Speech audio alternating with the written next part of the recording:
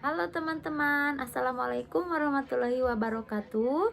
Berjumpa lagi di channel YouTube saya, Tita SR. Tentunya masih membahas tentang GERD, asam lambung, anxiety, dan psikosomatis.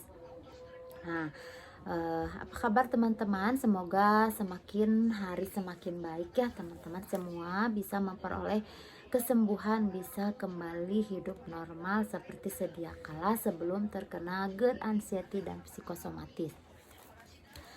Nah, di video kali ini saya akan membahas mengenai mengapa bekerja sedikit langsung ngos-ngosan, kemudian terasa lelah, lemas, kemudian juga apa istilahnya, kepala berat, keliengan ya. Nah, itu berdasarkan pengalaman yang saya alami ya tentunya. Nah, orang yang terkena GERD, anxiety, dan psikosomatis biasanya ketika mau berusaha bangkit, ingin melawan sensasi di tubuh itu dengan misalkan mencoba beraktivitas.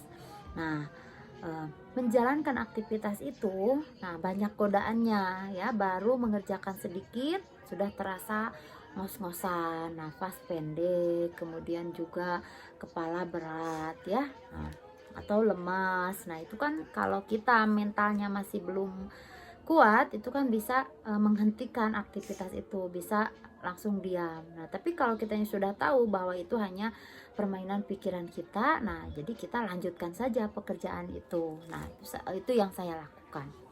Nah, untuk yang mengalami eh, bekerja sedikit itu terasa capek, kemudian ngos-ngosan ya. Nah, itu biasanya diakibatkan dari energi kita yang terkuras ya, diakibatkan dari banyak memikirkan hal-hal yang negatif ya. Jadi kalau kita memikirkan ketakutan-ketakutan kita, nah tidak bekerja pun pasti badan kita terasa lelah, terasa lemas ya. Nah, itu karena energinya terkuras oleh pikiran-pikiran yang menakutkan, yang negatif. Nah, kemudian bisa juga dari pencernaan yang belum normal, belum stabil. Jadi makanan yang bagus pun, yang bernutrisi, nah belum diserap benar-benar di tubuh kita.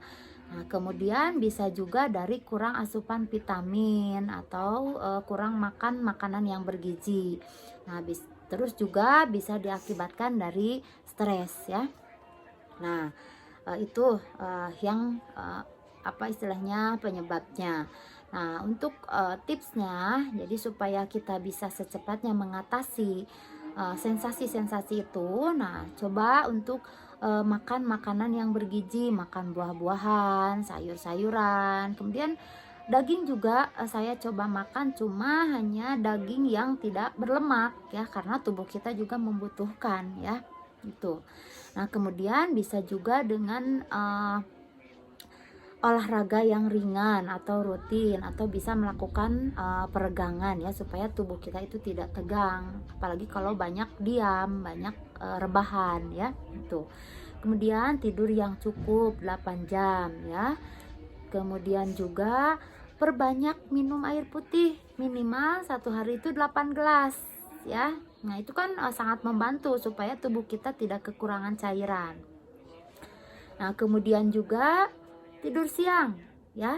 Usahakan tidur siang, tapi saya juga dulu ya, pada saat masih banyak sensasi pengen tidur siang itu, tapi tidak bisa. Jadi ketika saya mencoba tidur siang, meskipun mata itu kayak sudah pegel, mau tidur bakal nyenyak gitu tidurnya, tapi pas ketika tiduran malah gak bisa, terus pikiran jadi kemana-mana. Nah, itu dulu ya. Tapi kalau sudah normal, sekarang kalau ngantuk ya tidur, ya langsung tidur ya, bisa. Nah, kemudian juga kelola stresnya dengan baik. Nah, jadi tubuh kita juga akan menyesuaikan, karena ketika kita memikirkan sesuatu yang tidak baik atau hal yang negatif, nah tubuh kita itu lebih pintar langsung merespon ke sensasi-sensasi di tubuh yang tidak nyaman ya, yang tidak enak.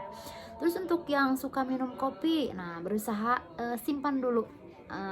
Jangan dulu minum kopi, apalagi minuman-minuman yang beralkohol ya, itu tidak dihentikan gitu ya. Hentikan dulu ya, atau bukan hentikan dulu, untuk minum kopi maksudnya dihentikan dulu ya. Nah, nanti kalau misalkan udah sembuh, tapi banyak kan orang lain yang sudah sembuh minum kopi lagi dan bisa normal lagi seperti biasa. Nah, mudah-mudahan teman-teman juga bisa seperti itu ya.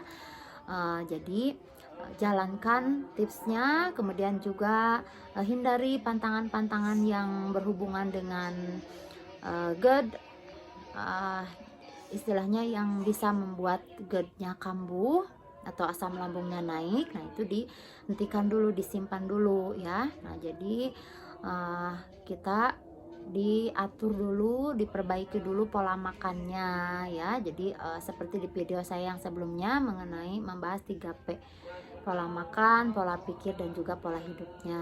Nah, jadi kadang meskipun kita sudah memperbaiki itu, tapi kalau pola pikirnya masih berantakan, nah kita masih merasakan banyak sensasi. Nah, itu yang saya rasakan. Kadang saya juga berpikir, kenapa ya, padahal saya makan sudah diatur, makan makanan yang bergizi gitu, tapi kenapa sensasinya masih seperti ini saja. Nah, ternyata itu masih di pola pikirnya kita ya, yang masih berantakan, belum bisa mengelola stres.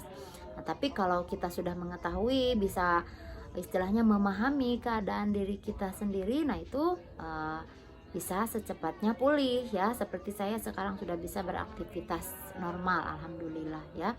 Nah, mudah-mudahan teman-teman juga sama ya, seperti saya bisa kembali hidup normal lagi, bisa mengelola stres. Nah, ketika muncul sensasi, nah sudah tidak panik lagi, itu sudah tahu, oh ini dari pikiran saya gitu. Jadi otomatis si sensasinya itu nggak lama, jadi sebentar udah kita normal lagi. Nah, mudah-mudahan teman-teman juga secepatnya disembuhkan dengan ikhtiar-ikhtiar yang dilakukan. Tentunya yang pertama, atas izin Allah kita bisa secepatnya sembuh ya teman-teman, secepatnya disembuhkan, bisa kembali hidup normal, diberikan ketenangan lahir dan batin, dan bisa merasakan hidup bahagia ya. Nah, mungkin di video kali ini dicukupkan sekian. Nah, untuk teman-teman yang belum subscribe, silahkan di subscribe, dan juga jangan lupa like-nya ya. Untuk teman-teman yang mau sharing, silahkan tulis di kolom komentar. Insya Allah kalau saya sempat pasti saya balas. Dan kemudian juga jangan lupa nyalakan tombol loncengnya, supaya nanti kalau saya bikin video lagi ada notifikasinya di teman-teman ya. Assalamualaikum warahmatullahi wabarakatuh.